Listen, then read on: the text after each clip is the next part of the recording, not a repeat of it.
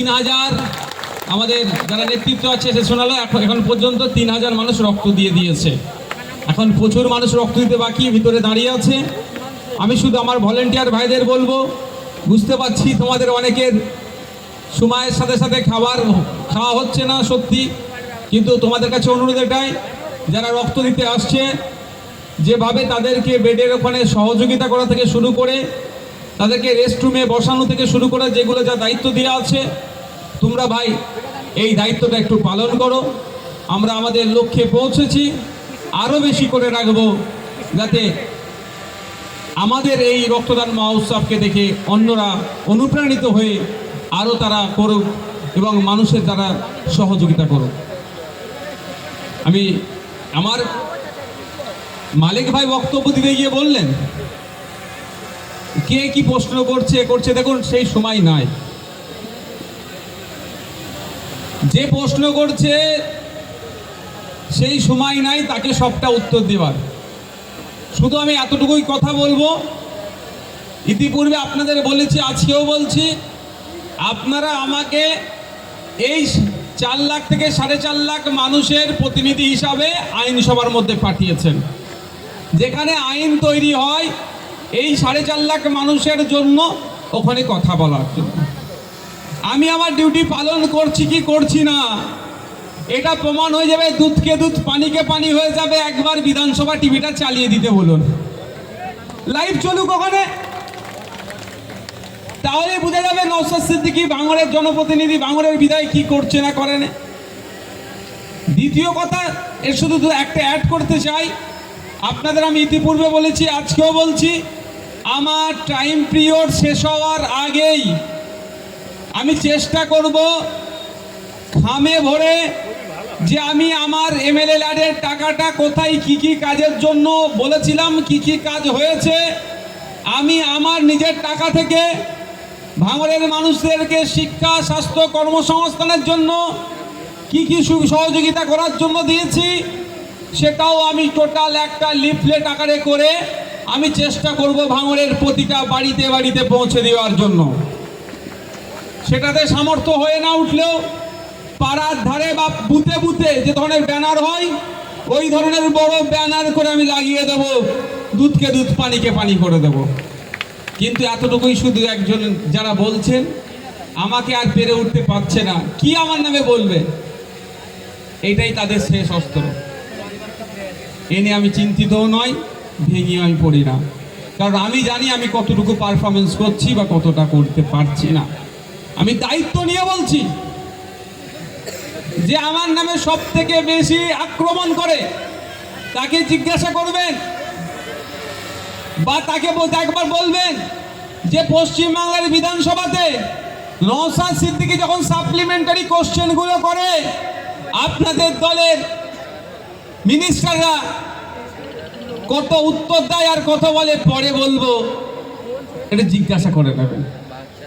আমি সেই প্রসঙ্গে যাচ্ছি না, আমি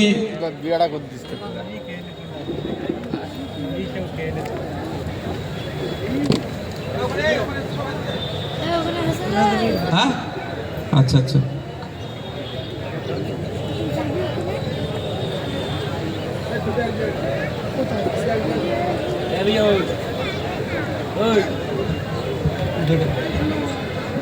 ব্যাগ রেখে দেয়।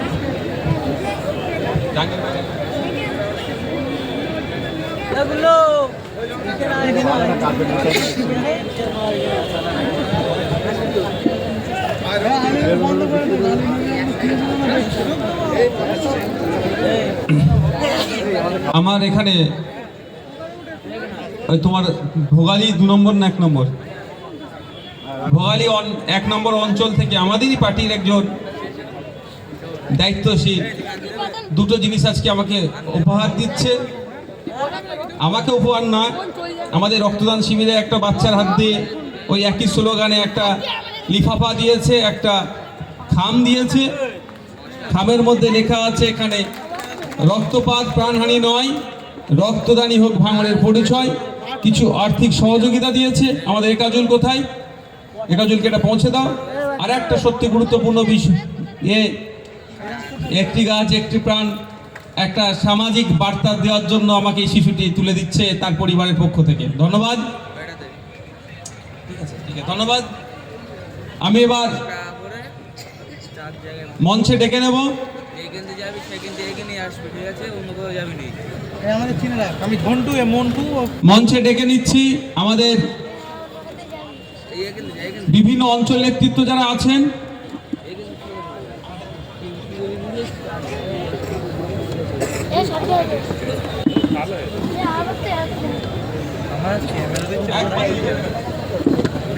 না আল্লাহ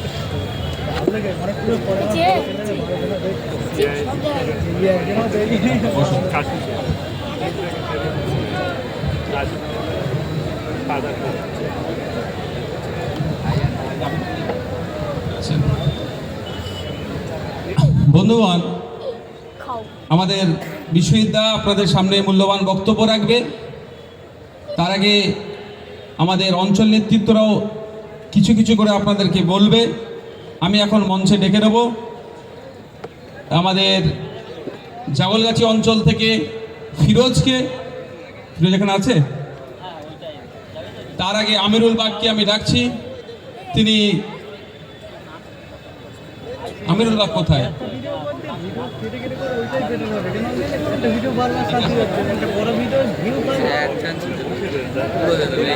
আমিরুল বা ফিরোজ আছো এখানে?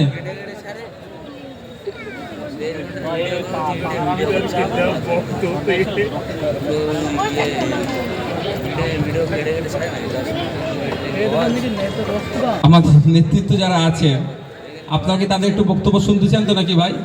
ওরাও তো বলবে, হয়তো কেউ খুব ভালো বলবে, কেউ একটু আটকে আটকে বলবে, কিন্তু তাদেরকে তো আমাদের বলাতে হবে, তাদেরকেও তো আমাদের সরগর করে নিতে হবে। ভয় পাওয়ার কি আছে? বৈধ শব্দের প্রয়োগ করবে, বৈধ শব্দ প্রয়োগ করবে, শালীনতা বজায় রেখে সামাজিক বার্তা দেবে। আবার এই বলার মধ্যে একটু একটু আটকাতেই পারে। কেউ একদিনে সরগর হয় না, আস্তে আস্তে সরগর হয়ে যাবে। আমার এই খাতাটা দাও তো ভাই, যে খাতা ছিল দিলে। ওরা আসুক, আমি আপনাদেরকে কয়েকটা বিষয় আলোচনা করব ভাবছিলাম শেষের দিকে, কিন্তু আমি এখনই কয়েকটা বিষয় বলি, ওরা আসবে। আপনারা জানেন ওয়াকফ বোর্ডের বা ওয়াকফ সম্পত্তি নিয়ে কেন্দ্র সরকার একটা সংশোধনী নিয়ে এসেছে। আপনারা অনেকে জানেন তো? একটা ভয়ঙ্কর সংশোধনী এনে কেন্দ্রের বিজেপি পরিচালিত সরকার তারা চাইছে ওয়াকফের সমস্ত সম্পত্তিগুলোকে আত্মসাৎ করার জন্য।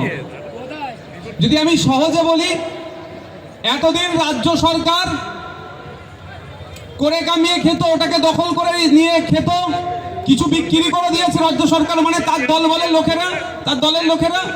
এবার কেন্দ্র সরকারের নজর পড়েছে।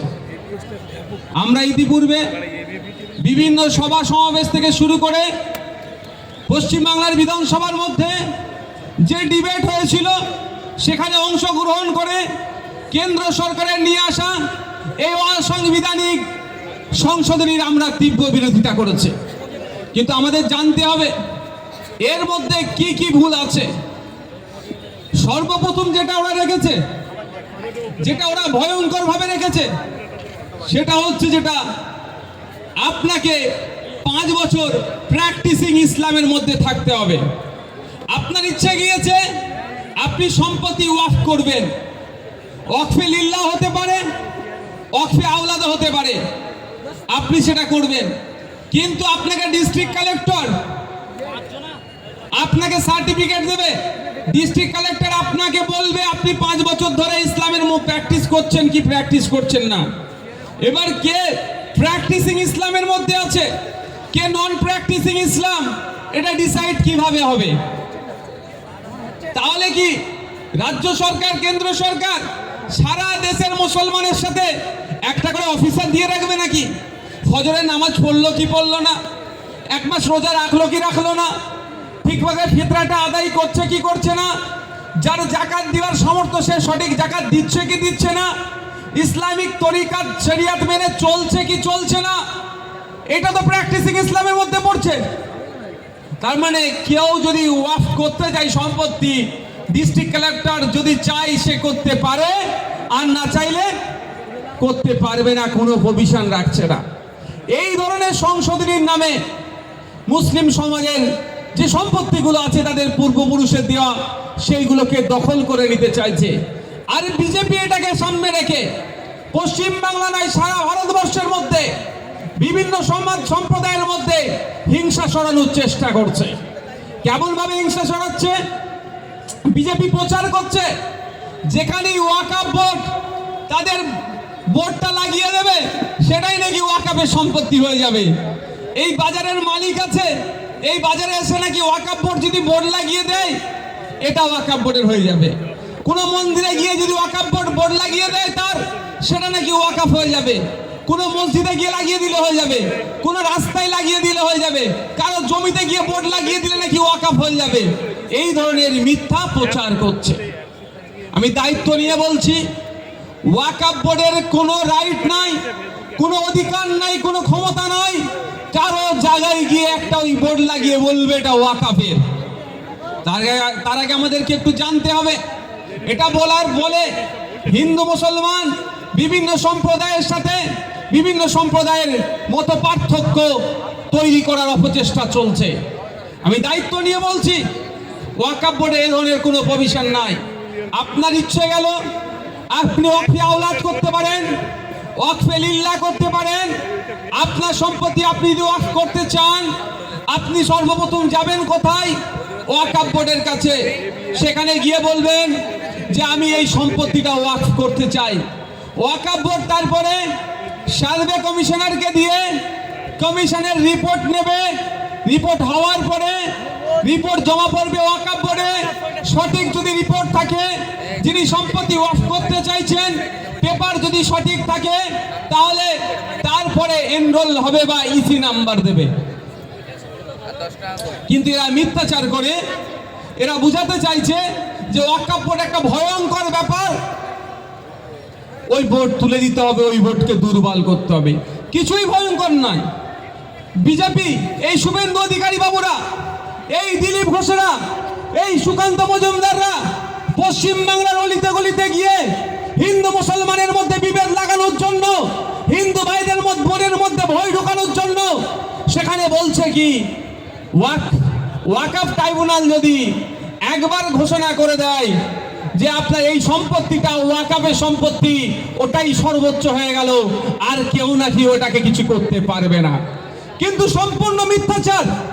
সংবিধানের 226 আর্টিকেল দ্বারাই আপনি যদি দেখেন, আর্টিকেল 226 বলা আছে যে ট্রাইব্যুনালে যদি আপনি ডিপ্রাইভড হন, ট্রাইব্যুনালের অর্ডারটাকে যদি আপনার পছন্দ না হয়, যে কোনো ট্রাইব্যুনাল, শুধুমাত্র ওয়াকফ নয়, যে কোনো ট্রাইব্যুনালের অর্ডারকে যদি আপনার পছন্দ না হয়, আপনি সরাসরি গিয়ে রিট করতে পারেন, আপনি সিঙ্গেল বেঞ্চে যেতে পারেন, ওখানে যদি না হয় আপনি ডিভিশন বেঞ্চে যাবেন, ওখানে না পছন্দ হলে আপনি সুপ্রিম কোর্ট পর্যন্ত যেতে পারবেন।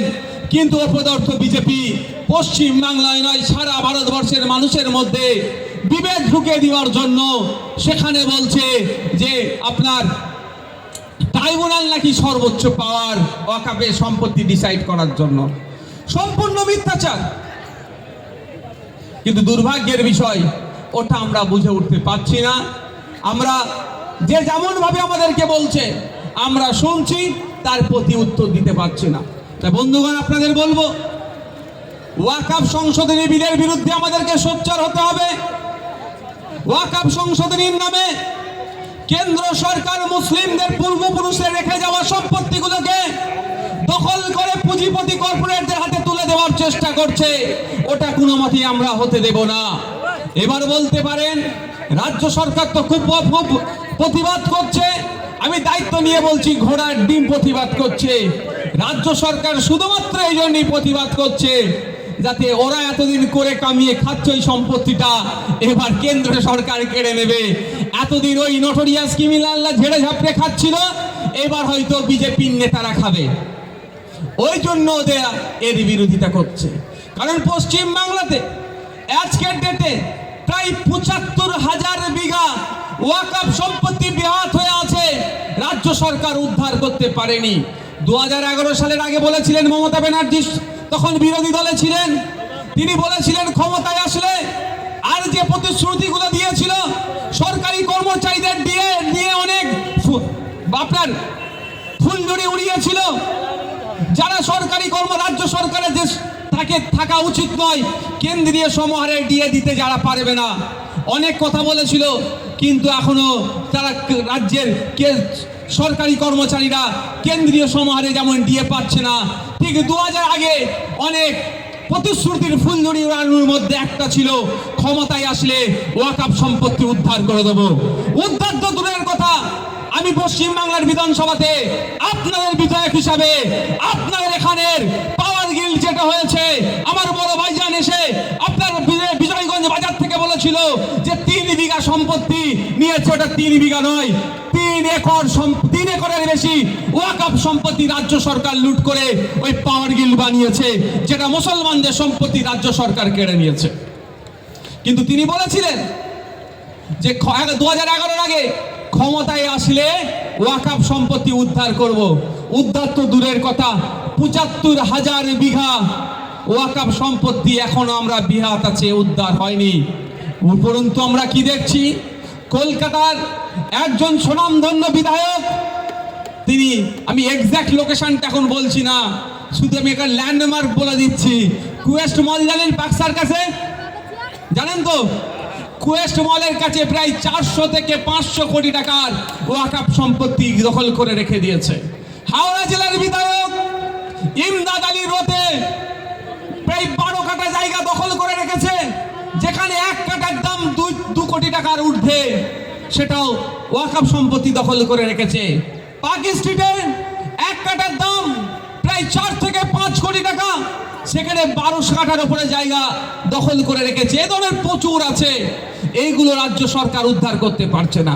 শুধুমাত্র আপনার পাশে আছি, আপনার ভোটটা দরকার, আর যেগুলো লুটপাট করে খাচ্ছি আমাদের হাত থেকে না বেরিয়ে যায়, সেই জন্য রাজ্য সরকার ওই ছেলে ভোলানোর একটা প্রতিবাদ করছে। আমরা দেখেছিলাম সিএ এর সময় যখন নাকি দেশের মুসলমানদেরকে নাগরিকত্ব কেড়ে নিয়ে দেশ থেকে তাড়িয়ে দেবে, মুসলমানরা চিন্তিত ছিল। সেই সময় ক্যাকা ছিচি করে আপনার আমার মন পেতে চেয়েছিল, কিন্তু যখন ভোটাভুটি হচ্ছিল পার্লামেন্টে, আমরা কি দেখেছিলাম? পেছনের দরজা দিয়ে পালিয়েছিল।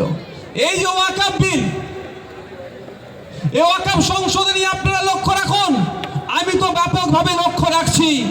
আমি দেখবো ভোটাভুটির সময়ে এই রাজ্য থেকে তৃণমূলের 29টা এমপির মধ্যে কজন উপস্থিত আছে আর কজন ভোট না দিয়ে পালাচ্ছে। যদি দেখেছি ভোটাভুটিতে অংশগ্রহণ না করে বিজেপিকে সুবিধা করে দিয়েছে, তাহলে তাদেরকে আমরা ঘর থেকে আর বার হতে দেবো না, বাড়ির সামনে গিয়ে বসে থেকে তাদের জবাব নেবো তাদের কাছ থেকে। কারণ মুসলমানকে বিজেপির ভয় দেখিয়ে ভাই আপনি ভোটটা নিয়েছেন, আমি বিজেপির ভয় দেখিয়ে ভোট নিইনি। আমি আপনাদের বলেছি, আপনি যদি আমাকে ভোটে জেতান, আপনার অধিকারের কথাটা আমি ওখানে তুলবো আইনসভার মধ্যে, যেখানে আইন তৈরি হয়। আপনি আমাকে জিতিয়েছেন, আইনসভার মধ্যে গিয়ে চিৎকার করছি, আগে করেছি, এখনো করছি, আগামীতেও করব। এখানের জনগণ যে আছে তার অনুপাতে শিক্ষা প্রতিষ্ঠান নাই। বাঙালির মেয়েদের জন্য একটা মহিলা ডিগ্রি কলেজের আওয়াজ আমি তুলেছি। আমার দায়িত্ব এখানকার মানুষের চাওয়া পাওয়াটা ওখানে পৌঁছে দেওয়া। যিনি শাসক গোষ্ঠীতে যারা আছে তাদের কাজ হচ্ছে এটাকে বাস্তবায়ন করা। আমি আওয়াজ তুলেছি সোনপুরের এই কাঠের ব্রিজের জন্য, আমি আওয়াজ তুলেছি বড়ালির কাঠের ব্রিজের জন্য, ওটাকে আপনার কংক্রিটের ব্রিজ করতে হবে। আমি আওয়াজ তুলেছি আপনার চণ্ডীপুরের ওই ব্রিজের জন্য, যেটা কাঠের ব্রিজ আছে। আমি আমাদের এই ভাঙড়ি বিধানসভার যে সমস্ত কাঠের ব্রিজগুলো আছে, যে সমস্ত কংক্রিটের ব্রিজগুলো দুর্বল হয়ে যাচ্ছে, ওগুলোকে সংস্কারের আওয়াজ তুলেছি। আপনাদের সমস্যাটা আমি ওখানে তুলে ধরেছি। আমি আপনারা কৃষি প্রধান এলাকার মানুষ, আপনারা বলেন উৎপাদিত ফসলের দাম আপনারা পাচ্ছেন না। আপনার উৎপাদিত ফসলের দাম 2-3টে কারণের মধ্যে একটা কারণ হচ্ছে দালাল বুইফোর, আর একটা হচ্ছে স্টোরেজের জায়গা নাই, সংরক্ষণ করে রাখতে পারছেন না। আমরা জানি পাওয়ার গিল্ডকে কেন্দ্র করে ওখানকার মানুষদের জোর সাথে সরকারের একটা বচসা হয়। সরকার বাধ্য হয়ে তাদের সাথে আলোচনায় বসে বেশ কিছু শর্ত ছিল। শর্তের মধ্যে একটা শর্ত ছিল, যখন একটা এ কোল্ড স্টোরেজ হবে। দুর্ভাগ্যের বিষয়, আমি 2021-এ বিধানসভায় গিয়ে তখন আওয়াজ তুলেছিলাম, মাঝে মধ্যেই আওয়াজ তুলি, শুধু হচ্ছে হচ্ছে হচ্ছে করছে। আমি অনুরোধ করবো এটুকুই, ওই কোল্ড স্টোরেজ হওয়ার পিছনে যাদের ভূমিকা আছেন, করার পিছনে যারা তদারকি করছেন, তাদেরকে বলবে এবং সরকারকে বলবো অবিলম্বে ওখানে কোল্ড স্টোরটা তৈরি করা হোক। ফলে এখানকার মানুষরা প্রয়োজনে তাদের সবজিকে, প্রয়োজনে তাদের উৎপাদিত ফসলকে তারা সংরক্ষণ করবে এবং যখন দাম পাবে সেটা মার্কেটে বিক্রি করবে।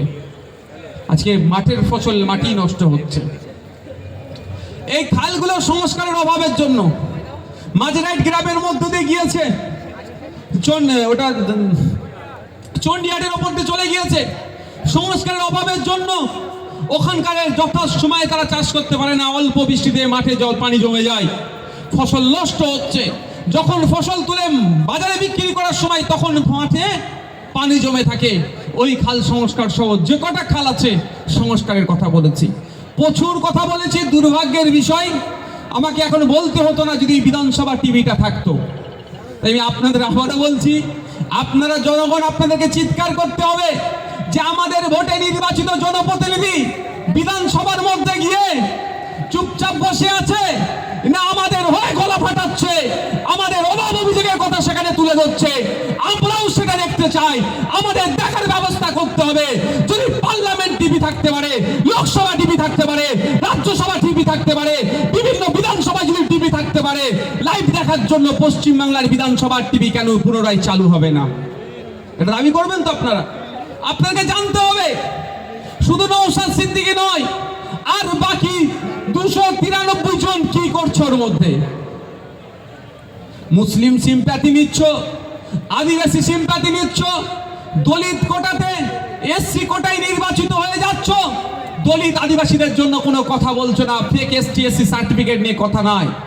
মুসলমান সিম্প্যাথি নিচ্ছ, মুসলিম ভোটের দরকার, মুসলমানদেরকে জঙ্গি দেখা দিচ্ছে, মাদ্রাসায় নাকি জঙ্গি চাষ হচ্ছে, কোরআন শরীফকে দেখিয়ে, আম্মাপাড়াগুলোকে দেখিয়ে, কিতাবগুলোকে দেখিয়ে যখন দেখে দেওয়ার চেষ্টা হচ্ছে যে এইগুলো নাকি জঙ্গি কার্যকলাপ করে, শাসক দলের যে সমস্ত মুসলিম সমাজের এমপি এমএলএ আছে তাদের মুখে কথা নেই কেন? আওয়াজ আমাদেরকে তুলতে হবে, তারা তো আওয়াজ তুলবে। নওশাদ সিদ্দিকী সব বলবে, আরে আমি তো বলার জন্য নিয়ে এসেছি, মুসলমানকে জঙ্গি অন্যায় ভাবে জঙ্গি বলে যেমন তার বিরোধিতা করব, কোন আদিবাসী ভাইকে অন্যায় ভাবে মাওবাদী বলে তারও বিরোধিতা করব। আর তুমি তো মুসলমানদের ঠেকা নিয়ে বসে আছো ভাই, তুমি তো বলছো মুসলমানরা বিপদে আছো, আমাকে ভোট দাও, নাহলে তুমি উদ্ধার হবে না। তুমি কেন চুপ আছো? আজকে অবাক লাগছে, অবাক লাগছে। অনেকে আমরা বাংলাদেশের ইস্যু নিয়ে কথা বলছি, অবশ্যই আমাদের প্রতিবেশী রাষ্ট্র, সেখানে শান্তি ফিরুক, সেখানকার সংখ্যালঘু হিন্দুদের উপরে যদি যে অত্যাচার হচ্ছে সেটা বন্ধ হোক। আওয়াজ তুলছি, যেই মুখে আওয়াজ তুলছি, যেই মুখে আমরা বলছি কৃষ্ণ চিন্ময় কৃষ্ণ দাসের মুক্তি চাই, সেই মুখটা কখন সার্জিল ইমাম রেশাবি ওমর খালিদের জন্য কেন হচ্ছে না? সেই মুখ দিয়ে কেন আরো যারা 4 বছর 5 বছর 8 বছর 10 বছর জেলে বসে আছে বসছে তাদের জন্য কেন হচ্ছে না? এই দ্বিচারিতা বন্ধ হোক। গতকালকে আমি গিয়েছিলাম বঙ্গ সংস্কৃতি অনুষ্ঠান কল্যাণীতে, সেখানে গিয়ে এই মর্মে আলোচনা হচ্ছিল। সেখানেও আমি বলে এসেছি যে আমরা প্যালেস্টাইন ইসরায়েল যে লড়াই হচ্ছে, যেভাবে ইসরায়েল প্যালেস্টাইনকে দখল করার চেষ্টা করছে, আমরা প্যালেস্টাইনের পক্ষ থাকি এবং ইসরায়েলের বিরোধিতা করি। ইউক্রেন রাশিয়া যে লড়াই চলছে, রাশিয়া যেভাবে ইউক্রেনের উপরে বোমাবাজি করছে, আমরা ইউক্রেনের পাশে থেকে রাশিয়ার বিরোধিতা করি।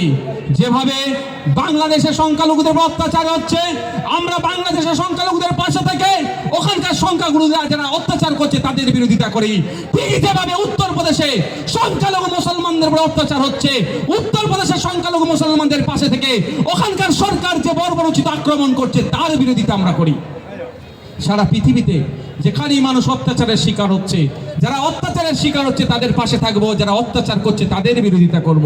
কিন্তু দুর্ভাগ্যের বিষয়, আজকের দিনেও প্রতিবাদটা একটা সিলেক্টিভ হয়ে যাচ্ছে, আজকের দিনেও প্রোটেস্ট একটা সিলেক্টিভ হয়ে যাচ্ছে। এটা বন্ধ হওয়া দরকার। আমরা চিৎকার করছি, আমরা অনেকে অনেক কথা বলছি, কিন্তু আমার রাজ্যে যেটা ঘটে যাচ্ছে, আমার দেশে যেটা ঘটে যাচ্ছে, আমরা কথা বলছি না। মমতা ব্যানার্জি তো শুভেন্দু অধিকারীর থেকে এক কদম এগিয়ে গিয়েছে বাংলাদেশ বিষয়ে। শুভেন্দু অধিকারী ভালো করে জানে ও বর্ডারের ওপার যাওয়া যাবে না, আর ওপার থেকে নাকি আগরতলাতে দখল করতে না কি করতে এসেছিল, তারাও জানে ওপার থেকে ইন্ডিয়ার মধ্যে 1 ইঞ্চি ঢোকা যাবে না, ভালো করে জানে। কিন্তু মানুষকে উত্তপ্ত করতে হবে, ভোট নিতে হবে। অনেক লম্পছম্প করলো, সবজি বন্ধ করে দেবে, হ্যান করে দেবে, ত্যান করে দেবে বললো। আরে ভাই, সবজি কারা উৎপাদিত কোন করে ভাই? বড় লোক না আমাদের গরিব কৃষকরা? যারা উৎপাদন করে তাদের মাসিক গড় হয় 7,000 টাকার নিচে, বিলো 7,000। তাদেরটা অফ করে দেবে বলছি, যেতে দেবে না। আর আদানি যে কারেন্ট পাঠাচ্ছে, বিদ্যুৎ পাঠাচ্ছে, সেটা কিন্তু বললো না একবারও বন্ধ করে বাংলাদেশকে অন্ধকার করে দেবো। সেই গরিব মানুষের উপরে ছুরি চলছে, সেই গরিব মানুষের উপরে দমন পীড়ন হচ্ছে। দেখ, ও যেটা করেছে ওর থেকে এক কদম এগিয়ে, ওনার থেকে এক কদম এগিয়ে মমতা ব্যানার্জি কি বলছে?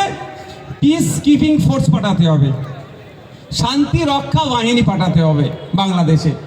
আমার মনে হয় মমতা ব্যানার্জি পশ্চিমবাংলার হিন্দু ভোটের দিকে এখন টার্গেট হয়েছে। পশ্চিমবাংলার মুসলমান ভোট তো ওনার পকেটে ঢুকিয়ে দিয়েছে বিজেপির ভয় দেখিয়ে। কারণ হচ্ছে শুভেন্দু অধিকারী রাত দিন পশ্চিমবাংলার মুসলমানদেরকে টার্গেট করে করে গালাগালি দিচ্ছে। মমতা ব্যানার্জির পুলিশ তাদের বিরুদ্ধে ব্যবস্থা নিচ্ছে না, কারণ মমতা ব্যানার্জি খুশি হচ্ছে যে যত মুসলমানকে ভয় দেখাবে শাসকের পকেটে তত ঢুকবে।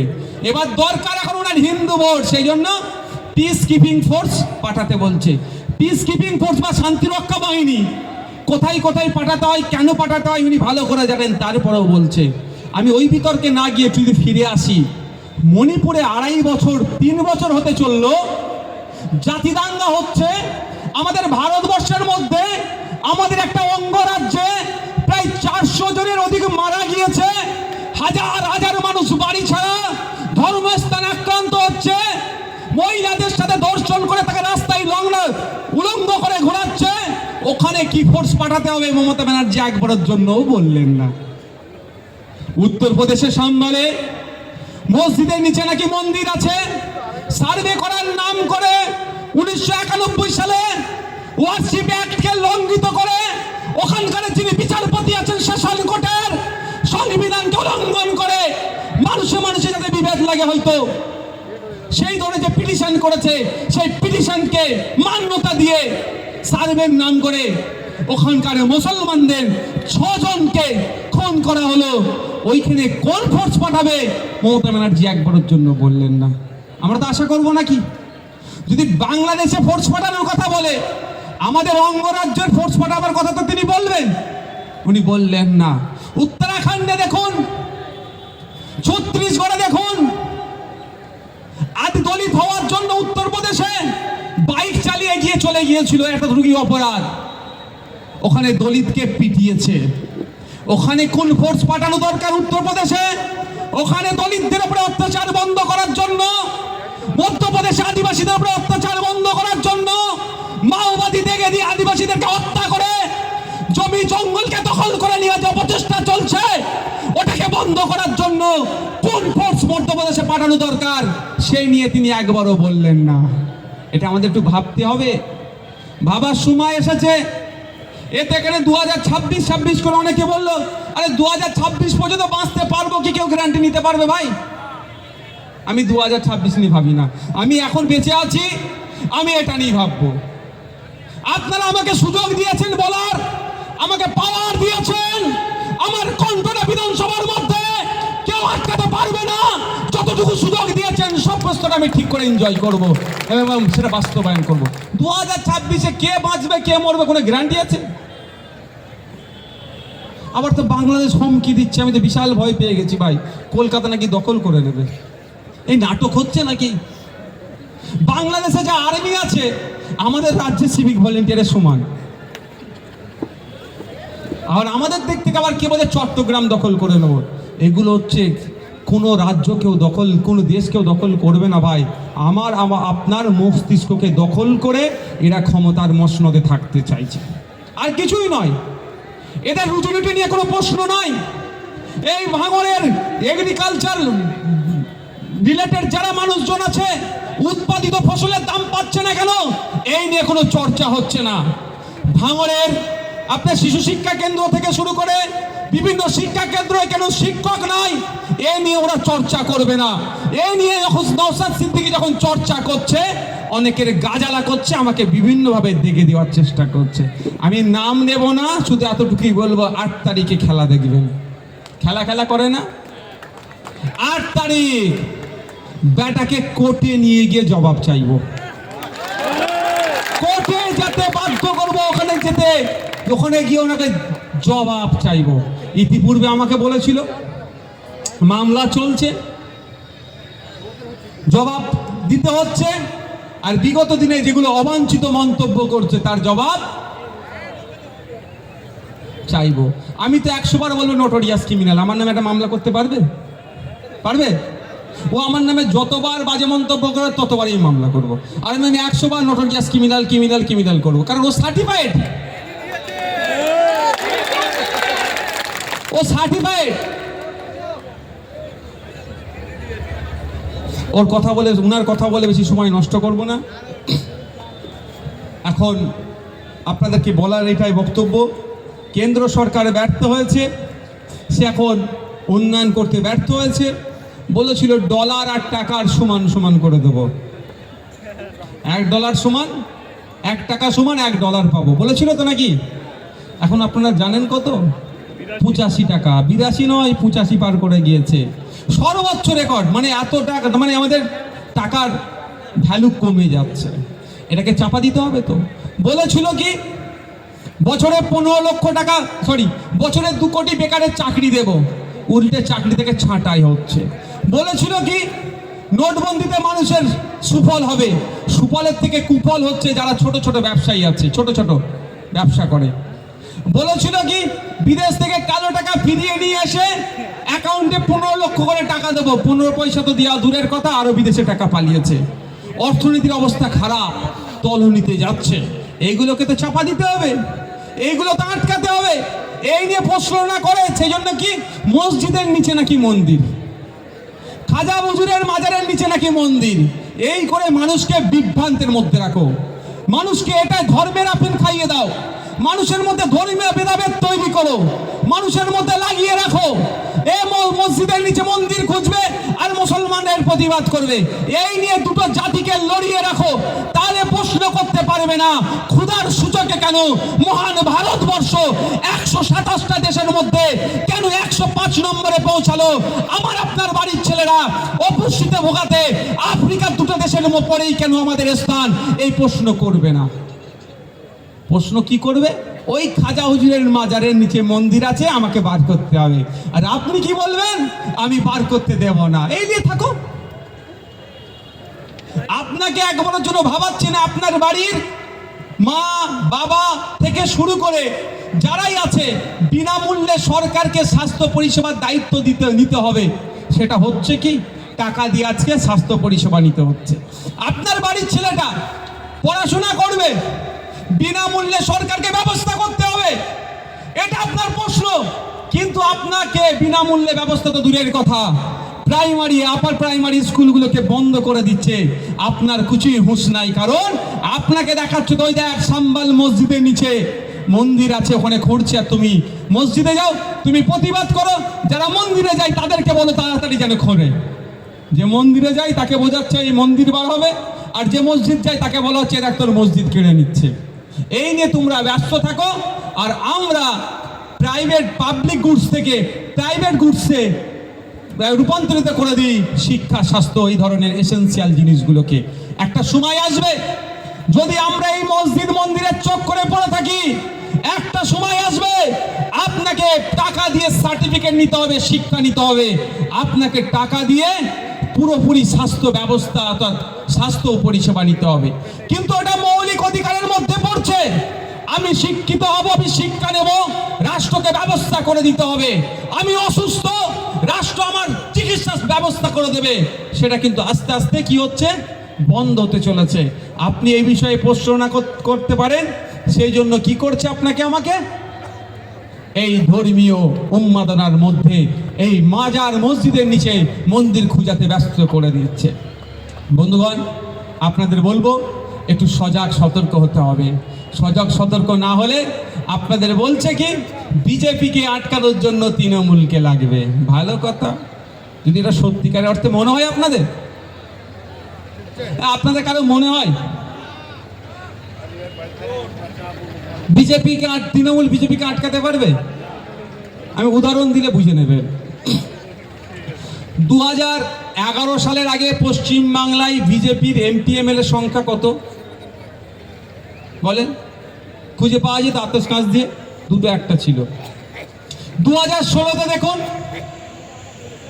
সংখ্যা বাড়লো, 2019-এ দেখুন 18টা এমপি হলো, 2021-এ দেখুন 77টা বিজেপির এমএলএ হয়ে গেল। যত দিন যাচ্ছে এরা বলছে আমি আটকাবো, কিন্তু সংখ্যা বেড়ে যাচ্ছে। আমি আপনাদের বলবো, তৃণমূলের তো জন্ম হয়েছে বিজেপির গর্ভে। তৃণমূলকে লালন পালন কে করেছে? জোরে বলুন, এবার বলুন। যে আমাকে লালন পালন করলো, সে যতই খারাপ হোক না কেন, যতই ভালো হোক না কেন, আমি তো ভাই তাকে, বুঝতে পারছেন কি বলছি, তাকে তো একটু জায়গা দিতেই হবে। নাটক চলছে। আমার আরজি করের ঘটনা দেখুন না, আমার বোন, আমার দিদি, আমার মেয়ে, আর কারো মেয়ে, কারো বোন, কারো দিদি, আমরা কি দেখলাম ঘটনার পরে? রাজ্য সরকার ব্যতিব্যস্ত হয়ে উঠেছিল, রাজ্য সরকার চিন্তিত হয়ে গিয়েছিল, চিন্তায় পড়ে গিয়েছিল। এখন দেখুন গায়ে হাওয়া লাগিয়ে ঘুরছে। কেন? এখন তো সিবিআইয়ের হাতে মামলা, আরো তো ভালো করে বিচার ব্যবস্থা হওয়া দরকার।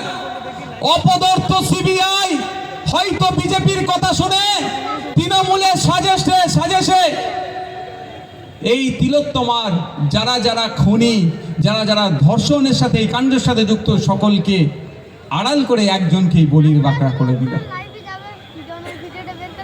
এখন দেখছেন না, গত পরশু দিনেই মনে হয় তো সিবিআই আদালতকে বলেছে আপনার সঞ্জয় রায়, সঞ্জয় যে ধরা পড়লো, যে ছেলেটা সিভিক ভলেন্টিয়ারটা, সঞ্জয় রায় সর্বোচ্চ দেশকে সর্বোচ্চ শাস্তি দেওয়া হোক।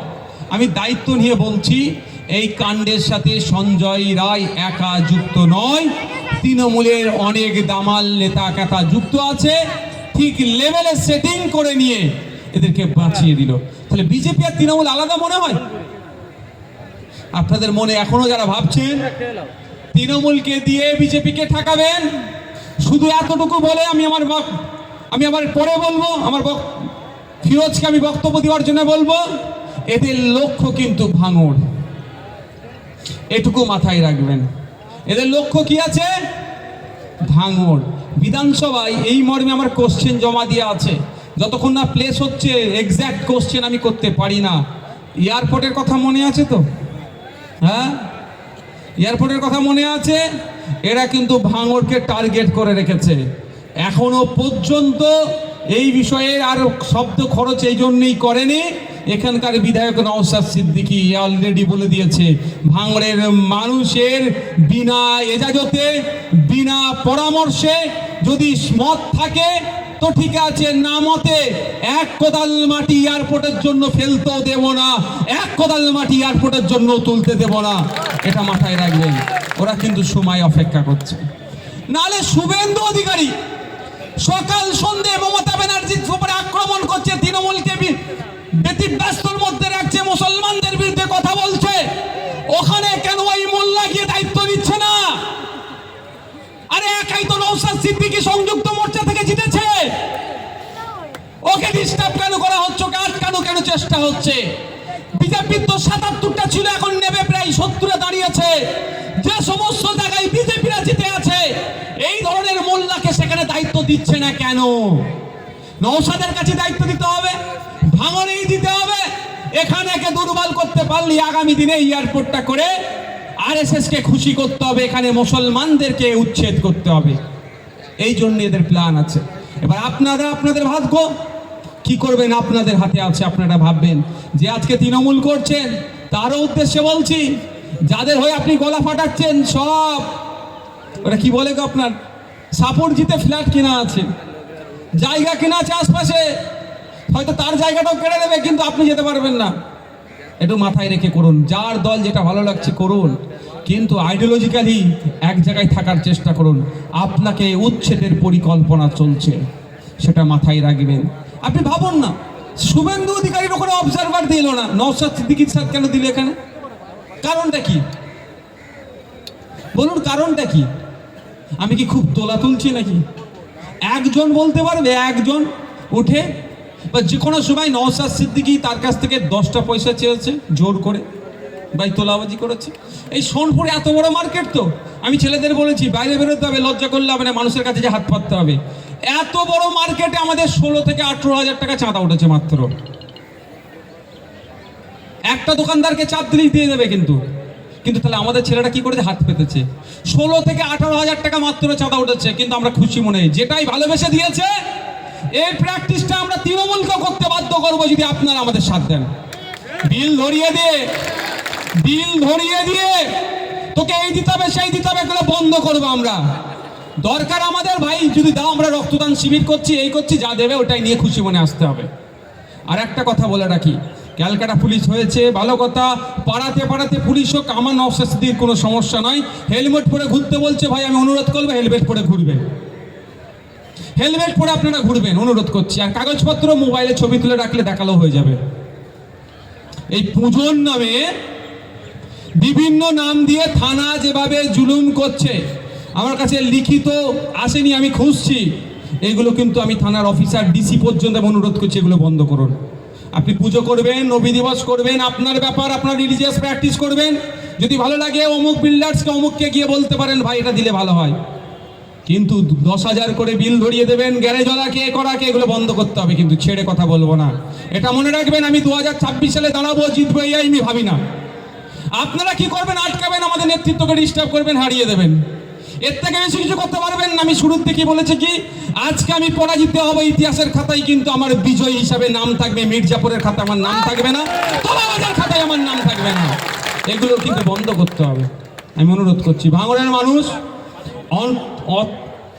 খুবই শান্ত, খুবই ভালোবাসা দেয়, আবার খুবই কিন্তু সেন্সিটিভ, এটা মাথায় রাখবেন। প্রশাসনকে বলে যাচ্ছে, খুবই সেন্সিটিভ ভাঙড়ের মানুষ, এটা প্রশাসনকে আমি বলে যাচ্ছি। ভাববেন না নওশাদ সিদ্দিকী চুপচাপ আছে, কিছু কিছু খবর আসে। আমি এটাই, প্রশাসন আমার পরিবারের বাইরে নয়, আমার পরিবার তার মধ্যে, পরিবারের মধ্যে।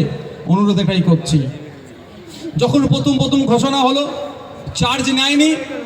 আমার সাথে ক্যালকাটা পুলিশের অনেক অফিসারের সাথে খুব ভালো সম্পর্ক, মানে অফিসার আর আমি, আমার যে পদ সেই পদকে সামনে রেখি, ব্যক্তিগত সম্পর্ক নয়। তো তারা আমাকে আমি তাদের সাথে এরকম একবার থানায় গিয়েছিলাম, আমার একটা কাজের জন্য আলোচনা হচ্ছিল। আমি তখন বলেছিলাম ভাঙড়ে চলুন, ভাঙড়ের মানুষ কত ভালো বুঝতে পারবেন। অত্যন্ত নিরহ, সহজ সরল এরা, আর সত্যি অত্যন্ত সহজ সরল। কিন্তু এটুকুই বলে রাখি, সহজ সরল মানুষের যদি একবার মাথায় কি হয়, হ্যাঁ, এদেরকে আপনি মানুষের মতো ট্রিট করুন। আপনি রাজা, এদের প্রজা ভাববেন না, এদের টাকায় আপনাদের মাইনে চলছে, এটা মাথায় রাখবেন। কিন্তু অন্যায় করলে আইনের মাধ্যমে হবে। সে আমার ছেলে পরের ছিল, আমার দেখার দরকার নেই। আইএসএফ করে আর আইএসএফের বিরোধিতা করে, ওটা আমার কোনো যায় আসে নেই। অন্যায়কারীকে আমরা অন্যায়কারী হিসাবেই দেখবো, কোনো জাস্টিফিকেশন ওখানে আমরা করবো না, জাস্টিফাই করবো না, আপনাদের দায়িত্ব। কিন্তু এই ধরনের অবৈধভাবে তাদের জোর জুলুম করা, তারপরে অত্যাচার করা, এগুলো বন্ধ করতে হবে। এটা কোনোভাবেই মেনে নেব না আমরা। বন্ধুগণ, আপনাদের বলবো, যা কথা বলেছি সবটা ভুলে গেলেও একটা জিনিস ভুলবেন না। কি বলুন তো? ভুলে গেলেন না? এয়ারপোর্টের জায়গা। কি বললাম? এয়ারপোর্টের জায়গা। গত কদিন আগে ফেসবুকে একটা পোস্ট দেখলাম, নিজেকে সে সমাজকর্মী বলে দাবি করে তিনি পোস্ট করছেন, অনলাইনের খাবারের অর্ডার আমি এখন অনলাইনে অর্ডার করি না, কারণ যারা নিয়ে আসে আমার দেখে তাদেরকে ভয় লাগছে। আর সত্যিকারের অর্থে এখন কারা অনলাইনে খাবার অর্ডার করলে ডেলিভারি কাজ করছে? ওই রাজারহাট নিউ টাউনে যাদের একটা সময় জায়গা ছিল, তারা দেখুন আজকে কিন্তু বাইকে করে করে লোকের দাঁড়ে দাঁড়িয়ে যাচ্ছে, বা ওই ফ্ল্যাটের নিচে দারোয়ানের হিসাবে, পরিচারিকার কাজ হিসাবে করছে। এটা মাথায় রাখবে। আপনাকে আমাকে স্বপ্ন দেখাবে, আপনার আমার জায়গার প্রচুর দাম হয়ে যাবে। স্বপ্ন দেখিয়ে আপনাকে আমাকে কিন্তু আগামী দিনের কথা ভাববেন। এই রাজারহাট থেকে শিক্ষা নিন। ওখানকার যাদের জায়গা জমি ছিল আজকে তাদের অবস্থা কোথায়? তারা কারো ফ্ল্যাটের নিচে দারোয়ানগিরি করছে, নাহলে কারো বাড়ির পানি তুলে দেওয়ার কাজ করছে, কিন্তু তাদের কোটি কোটি টাকা সম্পত্তি ছিল। আপনাকেও বোঝাবে এয়ারপোর্ট হলে এই হবে সেই হবে, তোর জায়গার দাম হবে। ভালো কথা, জায়গায় টাকা কি খাবে?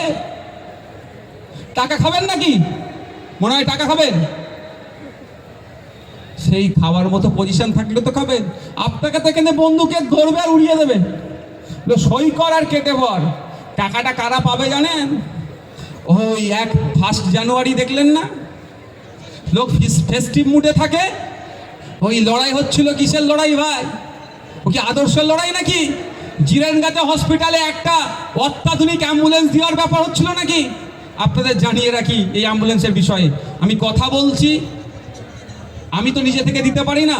ওই জিরেনগাতে হসপিটাল, ওই হসপিটালের যারা দায়িত্বশীল কথা বলছি আমি, একটা এখানে ওই আইসিইউ সিস্টেম যে বড় অ্যাম্বুলেন্স হয় না, ওই অ্যাম্বুলেন্স আমি দেবো ওখানে, যাতে এখানকার লাইফ সাপোর্ট যাকে বলে, লাইফ সাপোর্ট দিয়ে যাতে এখানকার মানুষের পরিষেবা ঠিকঠাক করে পাই। যদি হসপিটাল নাই আমি হসপিটালকে দেবো, আমি কথাও চালাচ্ছি, দেখ সেই বিষয়ে বলছি না।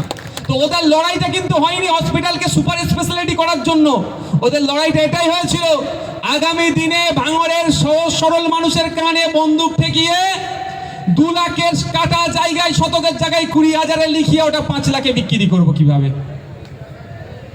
তাই সাধু সাবধান, আপনাদেরকে মিষ্টি মিষ্টি কথা বলবে, আপনাদের ক্ষতি করে দেবে। এয়ারপোর্টের কথা মোটেও আপনারা ভুলবেন না। যদি মনে করেন ওটা ভোগালীর দিকে হচ্ছে, চণ্ডীহাটের ওই মাথায় হচ্ছে, জানবেন কলকাতার এয়ারপোর্টটাকে একবার দেখুন, আর বিভিন্ন জায়গায় এয়ারপোর্ট দেখুন, তাকে সংলগ্ন করে কিভাবে ইমারত তৈরি হচ্ছে, এটা মাথায় রাখবেন। আপনাদের সামনে এখন বক্তব্য দেবে আমাদের ফিরোজ